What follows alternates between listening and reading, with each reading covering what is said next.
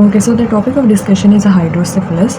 सो ये हमें एक पिक्चर नज़र आ रही है न्यूनेट की जिसका इनलार्ज्ड हेड है, और दूसरी तरफ हमें इमेजेस नज़र आ रही हैं इसके ब्रेन की जिसमें जो लैटरल वेंट्रिकल्स हैं वो बहुत ज़्यादा एक्सपेंडेड है और उन्होंने ब्रेन का बहुत ज़्यादा हिस्सा ऑक्यूपाई किया हुआ है। अच्छा, अब बेसिकली इसमें होता क्या है हाइड्रोसिफिलिस में, कि एक्सेस एक्यूमुलेशन हो जाती है किसकी, हमारे पास जो सेरिब्रोस्पाइनल फ्लूइड है उसकी।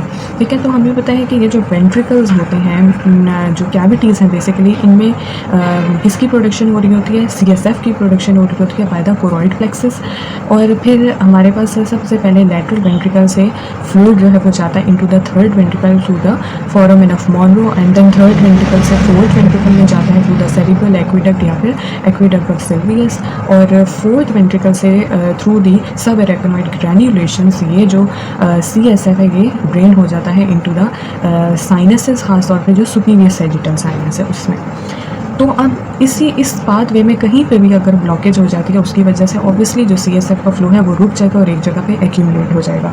और मोस्ट जो कॉमनली देखा गया है कि जो ऑब्स्ट्रक्शन या ब्लॉकिंग पॉइंट होता है या बैरियर होता है वो कहाँ पे होता है, सेरिब्रल एक्विडक्ट या फिर एक्विडक्ट ऑफ सिल्वियस में, जो कि मिड ब्रेन में प्रेजेंट है, जिससे जो CSF है वो जाता है इनटू दी फोर्थ वेंट्रिकल। तो जाहिर बात है कि अब CSF आगे जा तो रहा नहीं है, तो उसने कहाँ पे एक्यूमुलेट होना है, in the lateral ventricle and in the third ventricle. तो जिसकी वजह से हमें ये इमेज नज़र आ रही है एक्सेस जो वाइडेंड या डायलेटेड लैटरल वेंट्रिकल्स हैं due to the excess accumulation of the CSF। अब बेसिकली ये इसकी एक जो बहुत इम्पॉर्टेंट या बहुत कॉमन रीज़न है हाइड्रोसिफिलिस की, that is the Arnold Chiari malformation, जिसमें बेसिकली होता क्या है कि जो स्पाइनल कॉर्ड है उसकी एक पॉइंट पे टेथरिंग हो जाती है, जिसकी वजह से वो एक्सटेंड नहीं करता है इनटू द वर्टिब्रल कैनाल। तो जब एक्सटेंड नहीं करेगा तो जो सुपीरियर ऑर्गन्स हैं हमारे पास, जो superior parts of the brain है लाइक सेरिबेलम एंड मेड्यूला, वो डिसेंड कर जाएंगे या वो हर्निएट कर जाएंगे through the foramen magnum downwards. ठीक है, जब ये डाउनवर्ड्स जो है वो हर्निएट करेंगे इसकी वजह से भी ऑब्स्ट्रक्शन होगी और उसकी वजह से क्या होगा, अगेन CSF की एक्यूमुलेशन होगी और हाइड्रोसिफिलिस हो जाता है।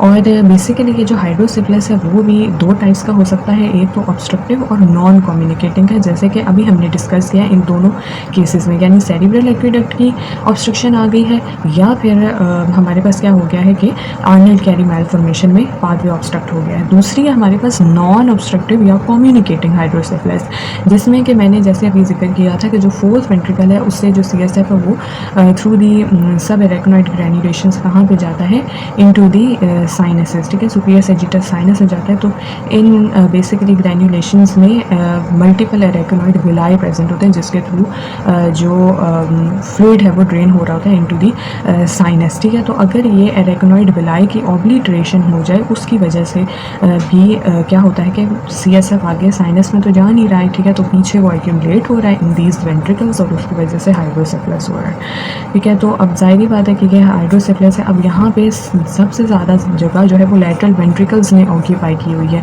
जिसकी वजह से जो सराउंडिंग पार्ट्स हैं ब्रेन के, जैसे बेसल गैंग्लिया हो गया और जो कैल्बेरिया है, इस पर प्रेशर पड़ रहा है और इन पार्ट्स की जो है वो प्रॉपर डेवलपमेंट नहीं हो पा रही।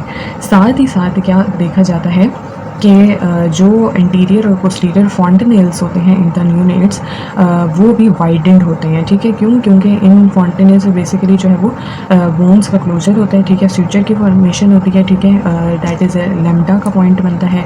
इसी तरह जो है वो ये इंटीरियर और पोस्टीरियर जो हमारे पास फॉन्टेनेल्स हैं due to the excess space occupied by the lateral ventricles, ये भी वाइडेंड रहते हैं। सो ये हमारे पास था अबाउट द हाइड्रोसिफिलिस एंड जो इसकी बेसिकली इम्पॉर्टेंट एक कॉज है that is the Arnold Chiari malformation, जो कि मोस्ट ऑफ द केसेस में देखी जाती है। So that was all about the हाइड्रोसिफिलिस।